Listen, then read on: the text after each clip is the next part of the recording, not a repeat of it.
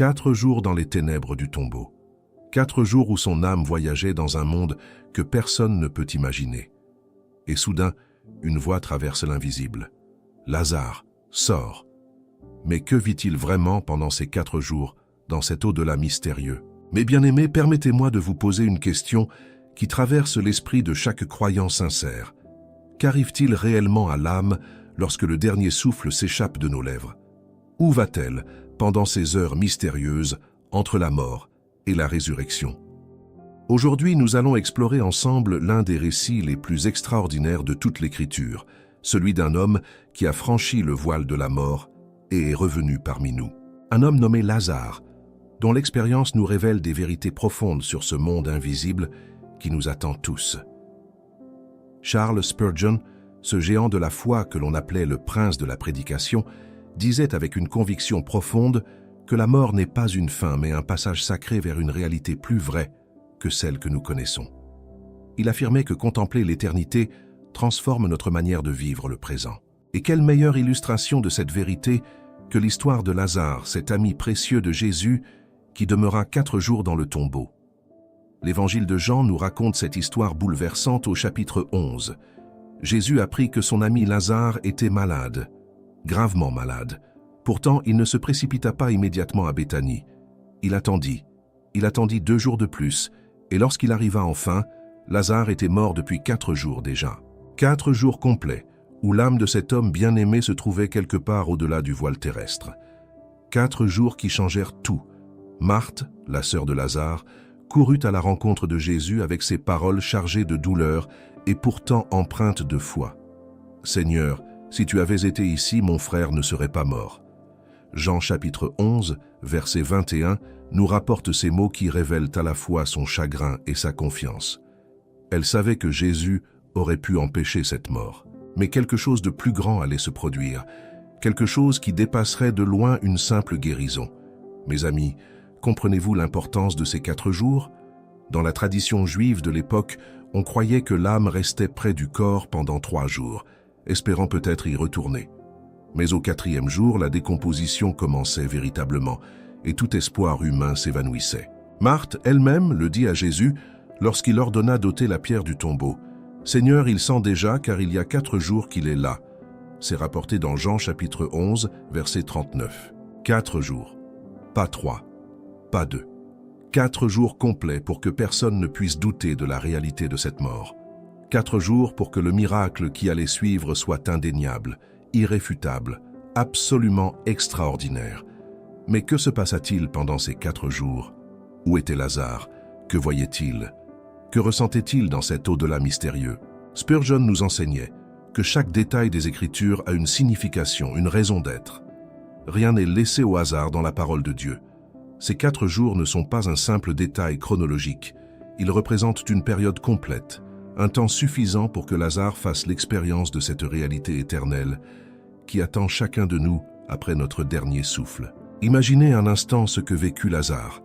Il tomba malade, son corps s'affaiblit progressivement, ses forces l'abandonnèrent. Ses sœurs Marie et Marthe le veillèrent avec tendresse, espérant contre toute espérance que leur ami Jésus arriverait à temps. Mais la maladie progressa inexorable. Puis vint ce moment ultime où tout bascula, le moment où son âme quitta son enveloppe charnelle pour entrer dans une dimension totalement différente. La Bible nous enseigne qu'il existe un lieu pour les âmes des justes après la mort. Jésus lui-même en parla dans l'histoire du riche et de Lazare le mendiant, rapporté dans Luc chapitre 16.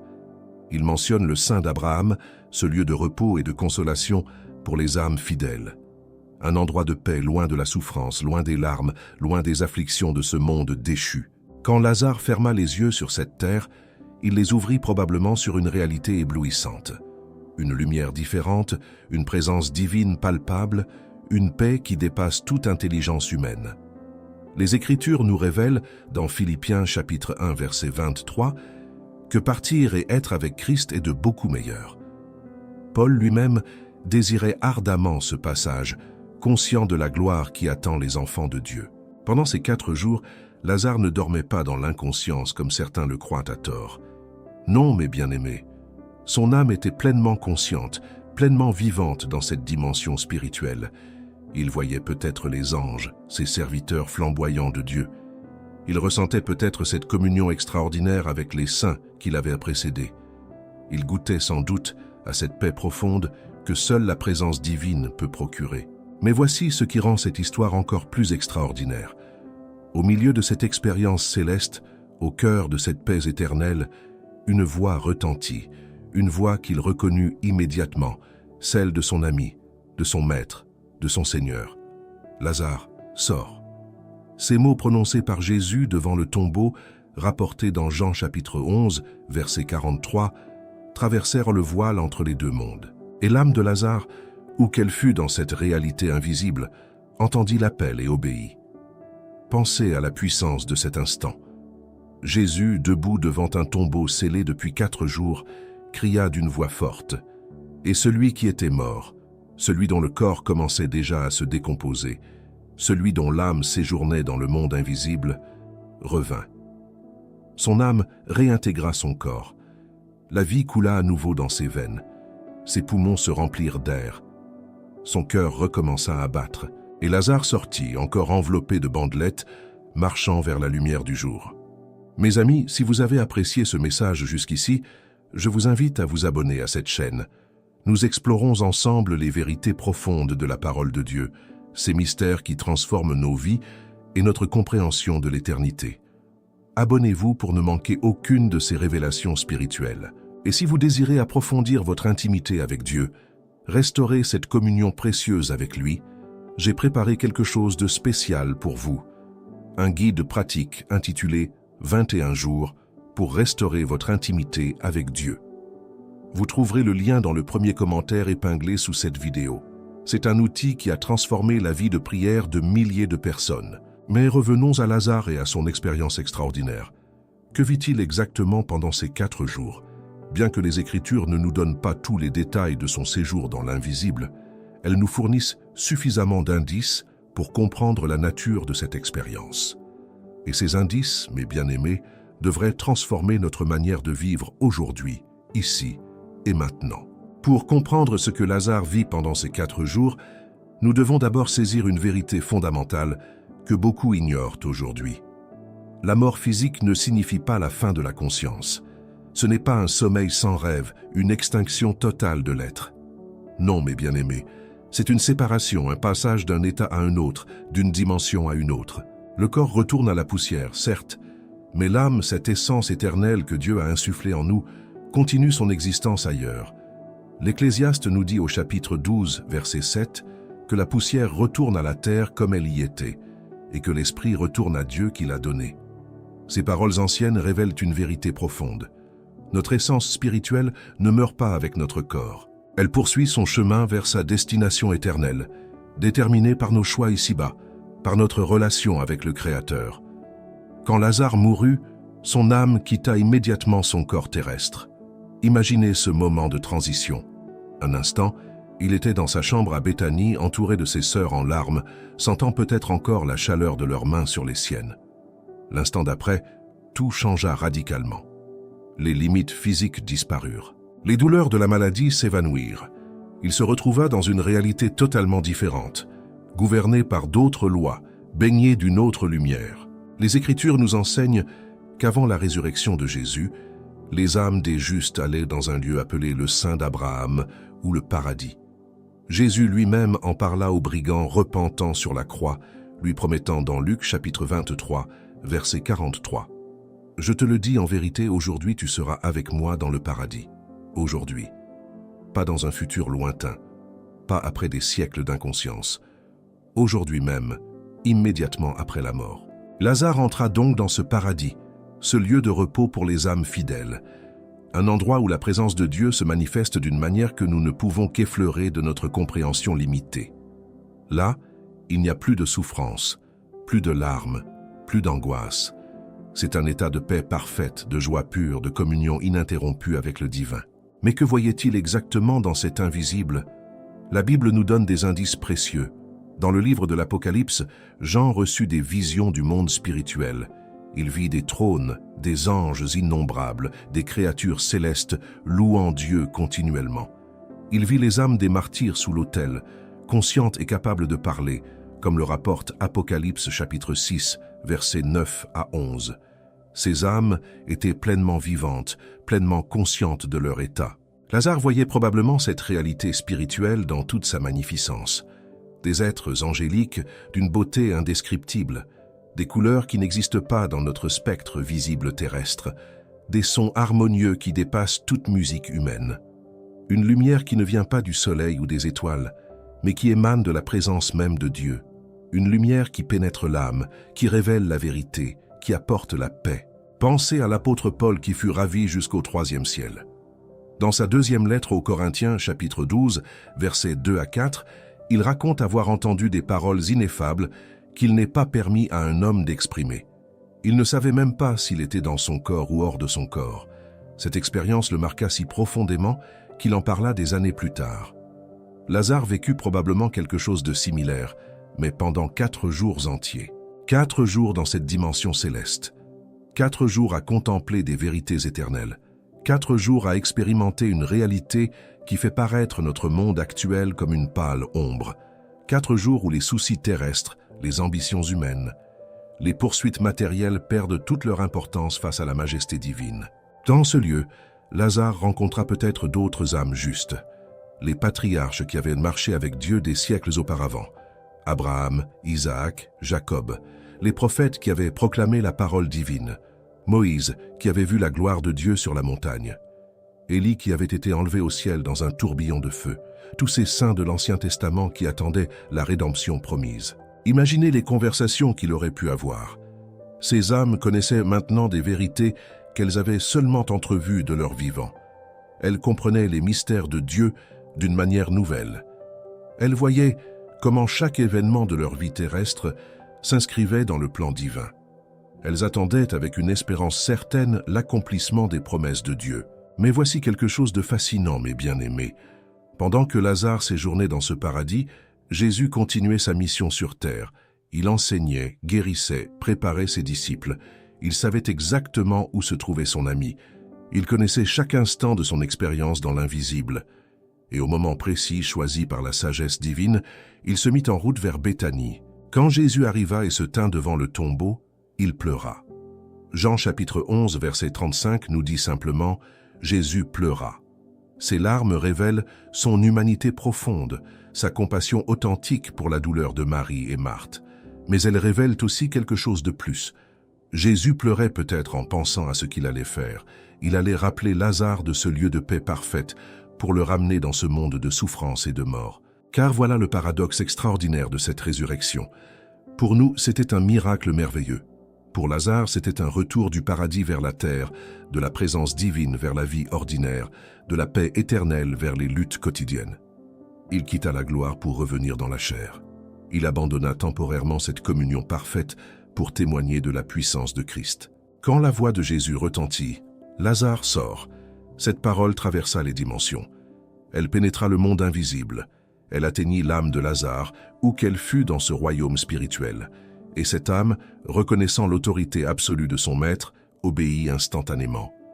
Elle revint, réintégra ce corps qui gisait dans le tombeau depuis 4 jours, et la vie jaillit à nouveau. Mes amis, comprenez-vous l'autorité de Christ révélée dans cet acte?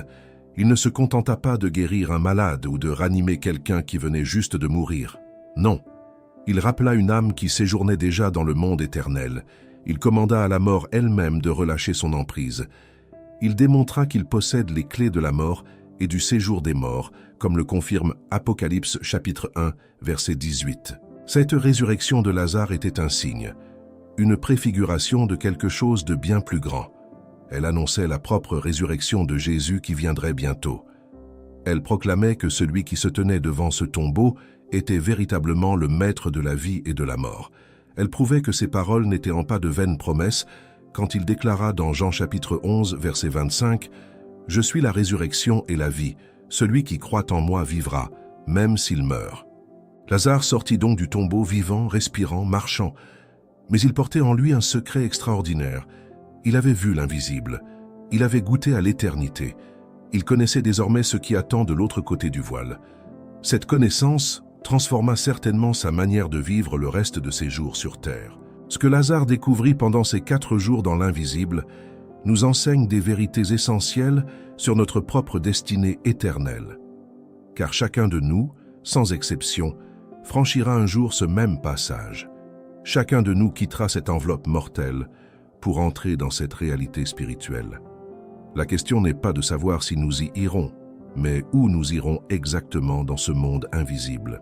Les Écritures révèlent clairement qu'il existe 2 destinations possibles après la mort, 2 lieux distincts, séparés par un abîme infranchissable. Jésus lui-même l'enseigna dans l'histoire qu'il raconta du riche et du pauvre Lazare dans Luc chapitre 16. D'un côté, le sein d'Abraham où le mendiant trouva consolation. De l'autre, un lieu de tourment où le riche souffrait dans les flammes. Cette parabole n'était pas une simple illustration morale. C'était une fenêtre ouverte sur la réalité de l'au-delà. Jésus décrivit 2 hommes conscients après leur mort. Le riche voyait Abraham et Lazare de loin. Ils conversaient, raisonnaient, ressentaient une soif ardente, suppliaient pour obtenir du soulagement. Lazare, lui, se trouvait dans un état de consolation parfaite après une vie de souffrance terrestre. Notre Lazare de Béthanie, cet ami de Jésus, appartenait certainement à la catégorie des justes. Il connaissait le Seigneur, il marchait dans la foi, il aimait Dieu sincèrement. Quand son âme quitta son corps, elle ne descendit pas dans le lieu de tourment. Non, elle s'éleva vers ce paradis où règne la paix et la présence divine, un lieu d'attente joyeuse, de repos bienheureux, de communion avec les saints. Dans ce paradis, Lazare expérimenta probablement ce que l'apôtre Paul décrivit comme infiniment meilleur que la vie terrestre. Paul écrivit aux Philippiens au chapitre 1, versets 23 et 24, qu'il était pressé des 2 côtés, ayant le désir de partir et d'être avec Christ, ce qui de beaucoup est le meilleur. Partir pour être avec Christ. Voilà ce que Lazare vécut pendant 4 jours. Être avec Christ. Que signifie exactement cette expression? Elle signifie une proximité, une intimité, une communion que nous ne pouvons qu'imaginer faiblement dans notre état actuel. Ici-bas, nous marchons par la foi et non par la vue, comme le dit 2 Corinthiens chapitre 5, verset 7. Nous connaissons Dieu à travers sa parole, à travers la prière, à travers son esprit en nous. Mais là-bas, dans ce monde invisible, la connaissance devient directe, immédiate, face à face. Lazare voyait probablement des aspects de la gloire divine qui nous sont encore cachés. Il contemplait des vérités que nous ne découvrirons qu'après notre propre passage. Il comprenait des mystères que les prophètes avaient cherché à percer sans y parvenir complètement. Il était entré dans cette connaissance parfaite dont parle 1 Corinthiens chapitre 13 verset 12 où nous verrons face à face et où nous connaîtrons comme nous avons été connus. Pensez à ce que cela représente. Toutes nos questions trouvent enfin leur réponse. Toutes nos incompréhensions s'éclairent soudainement. Toutes les épreuves traversées prennent leur sens dans le plan divin. Les souffrances endurées révèlent leur but glorieux. Les prières apparemment sans réponse montrent leur accomplissement parfait. Les moments de doute cèdent la place à une certitude absolue. Dans ce lieu, Lazare n'avait plus besoin de lutter contre le péché comme nous devons le faire chaque jour. Son âme, séparée de ce corps de chair sujet aux tentations, jouissait d'une liberté nouvelle. Plus de désirs coupables qui assaillent. Plus de pensées négatives qui envahissent l'esprit. Plus de faiblesses qui font trébucher. Seulement la pureté, la sainteté, la joie de se tenir dans la lumière divine sans honte ni condamnation. L'apôtre Jean nous donne un aperçu de cette réalité dans sa première épître, chapitre 3, verset 2. Il écrit que nous sommes maintenant enfants de Dieu et que ce que nous serons n'a pas encore été manifesté.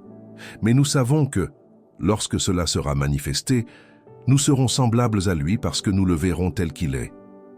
Lazare expérimentait déjà partiellement cette transformation, cette conformité à l'image divine. Mais mes bien-aimés, comprenez aussi que Lazare n'avait pas encore reçu son corps glorifié. Cette résurrection finale n'était pas encore arrivée. Il se trouvait dans un état intermédiaire, son âme séparée de son corps terrestre. Son corps gisait dans le tombeau, enveloppé de bandelettes, commençant le processus naturel de décomposition. Mais son âme vivait pleinement dans cette dimension spirituelle. Cette distinction est importante. Quand nous mourrons, nos âmes iront immédiatement dans la présence du Seigneur si nous sommes en Christ. Mais nos corps attendront la résurrection finale. Paul l'explique clairement dans 1 Thessaloniciens chapitre 4, versets 13 à 18. Les morts en Christ ressusciteront premièrement lors du retour du Seigneur. Alors leurs âmes se réuniront avec leur corps glorifié et immortel. Lazare attendait donc dans ce paradis. Il attendait avec tous les autres saints de l'Ancien Testament. Ils attendaient celui qui viendrait briser les chaînes de la mort définitivement. Ils attendaient le Messie promis qui accomplirait le salut parfait. Ils ne savaient peut-être pas encore que ce Messie était précisément celui qui se tenait maintenant devant le tombeau de Lazare à Béthanie. Car voici le miracle dans le miracle. Jésus, qui allait bientôt mourir lui-même sur la croix, qui allait descendre dans les lieux bas de la terre, qui allait proclamer sa victoire aux esprits en prison, comme le dit 1 Pierre chapitre 3, verset 19. Ce même Jésus rappelait Lazare à la vie. Il démontrait son autorité sur la mort, avant même de la vaincre personnellement par sa propre résurrection. Quand Lazare entendit la voix de Jésus traverser les dimensions, quelque chose d'extraordinaire se produisit. Cette voix portait en elle la puissance créatrice. La même voix qui avait dit « Que la lumière soit au commencement ». La même voix qui avait calmé la tempête sur le lac de Galilée. La même voix qui avait commandé aux démons de sortir des possédés. Cette voix divine qui créa l'univers ordonnait maintenant à la vie de revenir dans un corps mort. L'âme de Lazare obéit instantanément. Elle quitta ce lieu de repos et de paix. Elle revint vers son corps terrestre. Elle réintégra cette chair qui avait commencé à se corrompre. Et à l'instant même où l'âme toucha le corps, la vie explosa à nouveau. Le cœur recommença à battre après 4 jours d'arrêt complet. Les poumons inspirèrent l'air vicié du tombeau. Les yeux fermés depuis si longtemps s'ouvrirent dans l'obscurité de la grotte sépulcrale. Imaginez le choc de cette transition. Passer de la gloire céleste à l'étroitesse d'un tombeau. Quitter la lumière divine pour l'obscurité d'une grotte. Abandonner la communion parfaite pour se retrouver enveloppé de bandelettes funéraires. Lazare dut ressentir ce contraste de manière déchirante. Pourtant, il obéit à l'appel de son maître sans hésitation. Il se leva, ce qui était déjà un miracle en soi, avec ses bandelettes qui entravaient ses mouvements. Il marcha vers l'entrée du tombeau, guidé par la lumière du jour qui pénétrait maintenant dans la grotte après qu'on eut ôté la pierre. Il sortit, chancela peut-être, aveuglé par la clarté du soleil après l'obscurité, et devant lui se tenait Jésus, celui dont la voix l'avait rappelé, celui qui était le maître de la vie et de la mort. Jésus dit simplement aux personnes présentes, comme le rapporte Jean chapitre 11 verset 44, « Déliez-le et laissez-le aller ». Ces paroles contiennent une signification profonde. Lazare était vivant, mais encore lié par les bandelettes de la mort. Il avait besoin que d'autres le libèrent de ses entraves. C'est une image puissante de notre propre résurrection spirituelle. Christ nous donne la vie, mais nous avons parfois besoin de la communauté des croyants pour nous aider à nous défaire complètement des liens du passé. Après sa résurrection, Lazare devint un témoin vivant d'une réalité que peu d'êtres humains ont connue. Il avait traversé la mort et était revenu. Il avait vu l'invisible et marchait maintenant à nouveau parmi les vivants.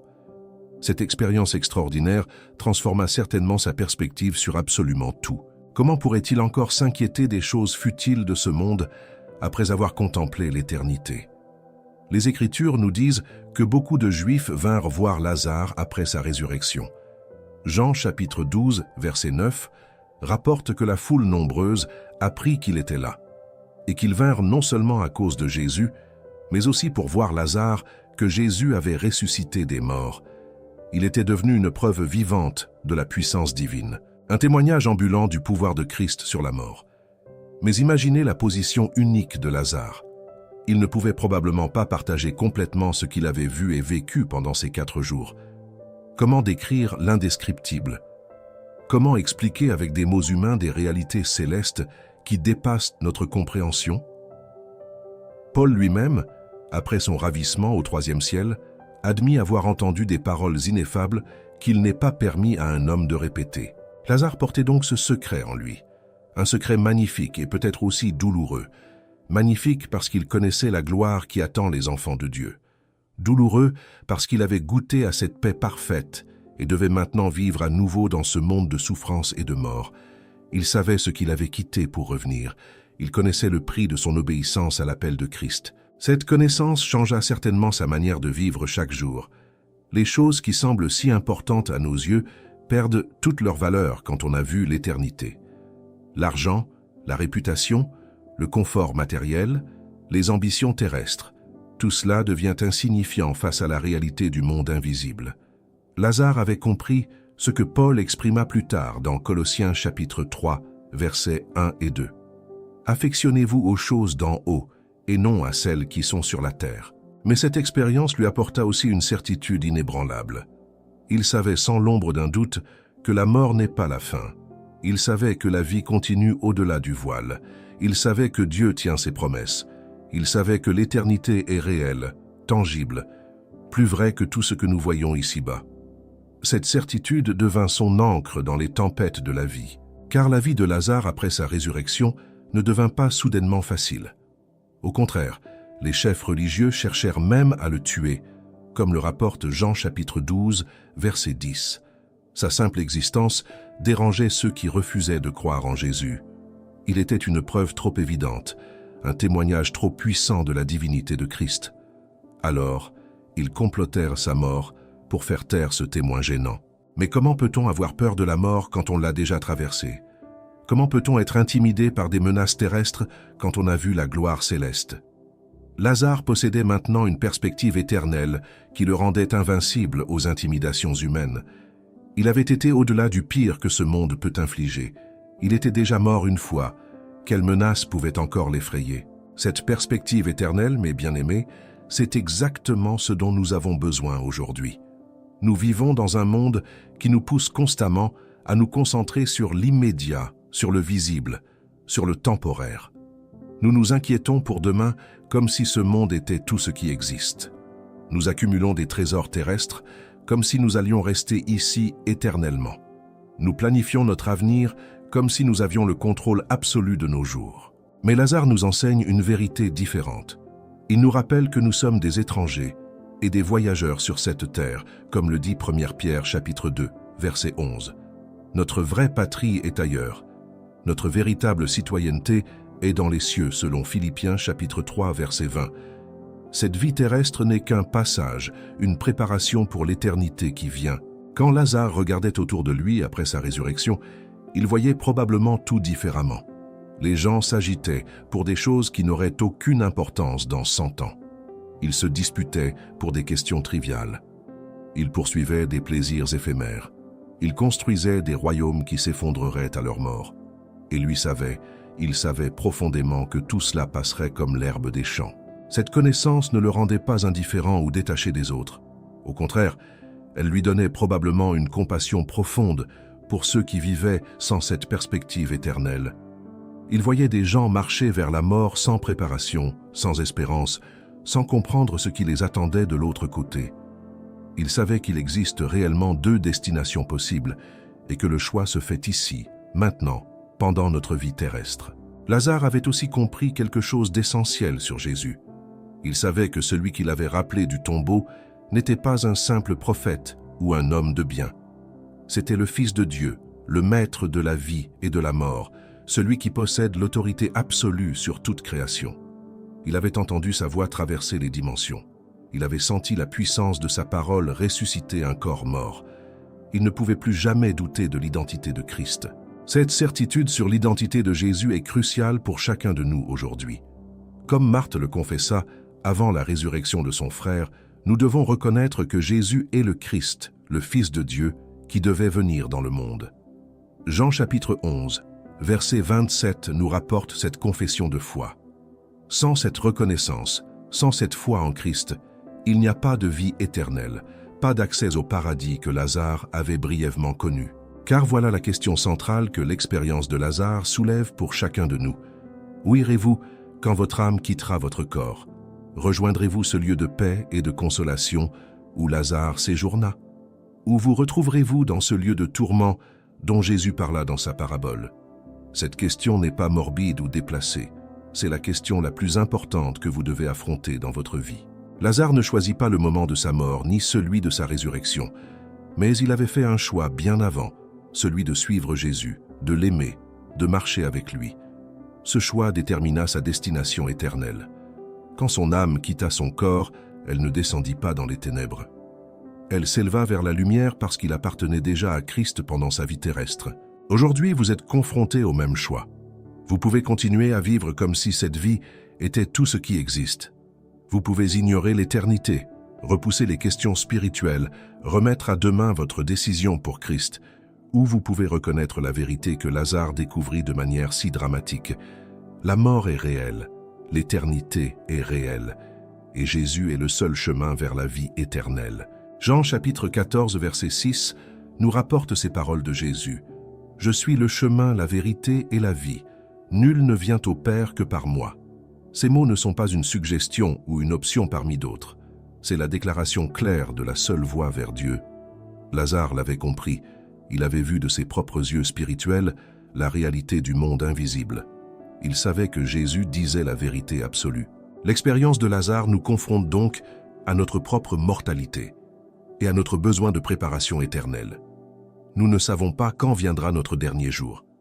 Nous ne connaissons ni l'heure, ni le moment où notre âme quittera ce corps. Mais nous savons avec certitude que ce jour viendra, et alors comme Lazare, nous découvrirons personnellement cette réalité invisible qui attend chacun de nous. La résurrection de Lazare nous révèle également une vérité profonde sur la nature même de Dieu et son plan pour l'humanité. Ce miracle n'était pas seulement destiné à ramener un ami bien-aimé à la vie. C'était une démonstration prophétique de ce que Jésus allait accomplir pour tous ceux qui croient en lui. Lazare était le signe vivant de la victoire finale sur la mort que Christ allait bientôt remporter. Pensez à la séquence des événements. Quelques semaines après avoir ressuscité Lazare, Jésus lui-même mourut sur la croix du Calvaire. Son corps fut placé dans un tombeau scellé par une grande pierre. Pendant 3 jours, il séjourna dans la mort. Mais au matin du 3e jour, il ressuscita glorieusement, victorieux sur la mort et le péché. Cette résurrection changea tout pour l'éternité. La différence entre ces deux résurrections est cruciale à comprendre. Lazare revint à la vie dans son corps mortel. Il devrait mourir à nouveau un jour, car son corps n'avait pas été transformé. Jésus, par contre, ressuscita dans un corps glorifié, immortel, incorruptible. Il ne mourrait plus jamais. Romains chapitre 6, verset 9, nous dit que Christ ressuscité des morts ne meurt plus, et que la mort n'a plus de pouvoir sur lui. Cette différence nous enseigne quelque chose d'important. La résurrection de Lazare était temporaire, un retour à la vie mortelle. La résurrection de Christ est éternelle, le début d'une nouvelle création. Lazare fut ramené du paradis pour témoigner de Christ. Jésus conquit la mort elle-même pour nous ouvrir l'accès éternel à ce paradis. Lazare expérimenta brièvement l'invisible. Christ l'a vaincu définitivement pour nous. Quand Lazare était dans ce monde invisible pendant 4 jours, Christ n'avait pas encore accompli son œuvre rédemptrice. Le sacrifice parfait n'avait pas encore été offert. Le sang précieux n'avait pas encore coulé pour le pardon des péchés. Le voile du temple ne s'était pas encore déchiré de haut en bas. Tout cela viendrait bientôt, transformant radicalement la condition spirituelle de l'humanité. Après la mort et la résurrection de Jésus, quelque chose changea fondamentalement dans le monde invisible. Les âmes des justes de l'Ancien Testament qui attendaient dans le paradis furent libérées. Christ descendit vers eux, proclama sa victoire et les conduisit dans la présence même du Père. Éphésiens chapitre 4, versets 8 à 10 nous parle de cette descente de Christ dans les lieux bas de la terre, avant de monter au ciel. Aujourd'hui, quand un croyant meurt, son âme ne va plus simplement dans un lieu d'attente. Elle va directement dans la présence de Christ au ciel. Paul le confirme dans 2 Corinthiens chapitre 5 verset 8, où il dit préférer quitter ce corps et demeurer auprès du Seigneur. Absent du corps, présent avec le Seigneur. Voilà la promesse glorieuse pour tous ceux qui sont en Christ. Lazare eut donc le privilège unique de voir les deux réalités. Il expérimenta le paradis avant la croix, ce lieu d'attente paisible, mais non encore perfectionné. Et après sa résurrection, après avoir vécu la mort et la résurrection de Christ, il put comprendre pleinement ce que signifiait cette victoire. Il savait personnellement ce que Christ avait accompli en mourant et ressuscitant. Cette connaissance approfondie fit probablement de Lazare un témoin extraordinairement puissant. Il ne parlait pas théoriquement de la vie après la mort. Il l'avait vécue. Il ne spéculait pas sur l'existence du monde invisible. Il y avait séjourné. Il ne devinait pas ce qui attend les croyants. Il en avait eu un avant-goût réel. Son témoignage portait une autorité unique, née de l'expérience personnelle. Imaginez Lazare racontant son expérience aux disciples de Jésus après la résurrection du Seigneur. Il pouvait leur dire avec certitude que la mort n'est pas à craindre pour ceux qui appartiennent à Christ. Il pouvait leur assurer que le paradis est réel, magnifique, au-delà de toute imagination. Il pouvait leur confirmer que Jésus possède réellement le pouvoir sur la mort et sur la vie éternelle. Mais Lazare dut aussi apprendre à vivre avec cette connaissance extraordinaire, tout en continuant sa vie ordinaire. Il devait encore manger, dormir, travailler. Il devait gérer les responsabilités quotidiennes, affronter les difficultés normales de l'existence humaine. Il devait vivre dans ce monde tout en sachant intimement qu'un autre monde infiniment supérieur existait au-delà du voile. Cette tension entre le déjà et le pas encore caractérise la vie de tout croyant authentique. Nous sommes déjà citoyens du ciel par notre foi en Christ, mais nous ne sommes pas encore dans notre patrie céleste. Nous possédons déjà la vie éternelle, comme le dit 1 Jean chapitre 5, verset 12, mais nous ne l'avons pas encore pleinement manifestée. Nous connaissons déjà la victoire de Christ, mais nous luttons encore dans ce corps mortel. Lazare vécut cette tension de manière particulièrement aiguë. Il avait goûté à la paix parfaite et devait maintenant supporter à nouveau les douleurs physiques, les soucis mentaux, les luttes spirituelles de la vie terrestre. Il avait vu la gloire et devait maintenant marcher dans ce monde déchu. Il avait connu la présence divine directe et devait maintenant vivre par la foi comme nous tous. Pourtant, cette expérience lui donna aussi une espérance vivante. Il savait avec une certitude absolue que ses souffrances actuelles ne duraient qu'un temps. Il comprenait profondément ce que Paul écrivit plus tard dans Romains chapitre 8, verset 18. « Les souffrances du temps présent ne sauraient être comparées à la gloire à venir qui sera révélée pour nous. » Lazare avait vu un aperçu de cette gloire. Il savait qu'elle valait infiniment plus que toute souffrance terrestre. Cette perspective changea certainement sa manière d'affronter les épreuves. Quand les chefs religieux complotèrent de le tuer, il ne céda probablement pas à la peur paralysante. Il savait ce qu'il attendait de l'autre côté. Quand la maladie ou la douleur le frappait, il pouvait les endurer avec patience. Il connaissait le repos éternel qui viendrait bientôt. Quand les déceptions et les pertes survenaient, il gardait sa paix. Il avait vu ce qui reste quand tout le reste disparaît. Mes bien-aimés, nous avons tous besoin de cette perspective éternelle que Lazare acquit de manière si dramatique. Nous devons apprendre à voir au-delà du visible, à vivre pour l'éternité, plutôt que pour le temporaire. 2 Corinthiens chapitre 4 verset 18 nous exhorte à regarder non aux choses visibles, mais à celles qui sont invisibles, car les choses visibles sont passagères et les invisibles sont éternelles. Comment acquérir cette perspective sans traverser la mort comme Lazare? Comment vivre avec cette conscience de l'éternité qui transforme tout? La réponse se trouve dans une relation vivante avec Jésus-Christ. Plus nous le connaissons intimement, plus nous comprenons la réalité du monde spirituel. Plus nous méditons sa parole, plus notre vision s'ajuste aux réalités éternelles. Plus nous marchons dans l'esprit, plus nous discernons ce qui compte vraiment. Lazare nous enseigne aussi l'importance d'être prêt. Il ne savait pas qu'il allait mourir ce jour-là. Il ne s'attendait probablement pas à tomber malade mortellement. Mais quand la mort vint, il était prêt spirituellement. Il connaissait Jésus. Il avait une relation établie avec le Seigneur. Son âme était ancrée dans la foi. Quand son esprit quitta son corps, il n'alla pas dans un lieu de terreur mais de paix. Êtes-vous prêt aujourd'hui? Si votre dernier souffle était maintenant, où irait votre âme? Cette question n'est pas morbide, elle est vitale. Lazare ne put pas se préparer après sa mort. Le riche de la parabole ne put pas changer de destination une fois mort. Le temps de la préparation, c'est maintenant. Le moment de la décision, c'est aujourd'hui. Hébreux chapitre 3, verset 15, nous avertit. Aujourd'hui, si vous entendez sa voix, n'endurcissez pas vos cœurs. L'expérience de Lazare nous rappelle que la mort peut venir soudainement, sans avertissement préalable. Un jour, nous sommes en bonne santé. Le lendemain, nous luttons pour notre vie. Un instant, nous planifions notre avenir terrestre. L'instant suivant, nous nous retrouvons dans l'éternité. Jacques chapitre 4, verset 14, nous pose cette question pénétrante. Qu'est-ce que votre vie? Vous êtes une vapeur qui paraît pour un peu de temps et qui ensuite disparaît. Mes bien-aimés, l'histoire de Lazare nous a révélé des vérités profondes sur le monde invisible qui nous attend tous.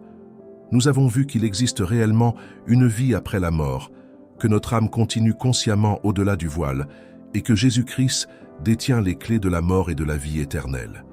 Cette connaissance doit transformer notre manière de vivre chaque jour qui nous est donné sur cette terre. Je vous encourage aujourd'hui à vivre avec cette perspective éternelle. Ne laissez pas les soucis temporels vous aveugler aux réalités spirituelles. Préparez-vous pour l'éternité en cultivant votre relation avec Christ maintenant. Et si vous n'avez jamais véritablement donné votre vie à Jésus, faites-le aujourd'hui même. Demain pourrait être trop tard. Merci du fond du cœur d'avoir regardé cette vidéo jusqu'au bout. Si ce message a touché votre âme, je vous invite à vous abonner à cette chaîne, à laisser un commentaire pour partager vos réflexions et à mettre un like pour que d'autres puissent découvrir ces vérités essentielles. D'autres vidéos apparaîtront sur votre écran pour continuer votre méditation spirituelle. Et n'oubliez pas de consulter notre guide 21 jours pour restaurer votre intimité avec Dieu, dont le lien se trouve dans le premier commentaire épinglé. Que le Seigneur vous bénisse richement et vous garde dans sa paix parfaite.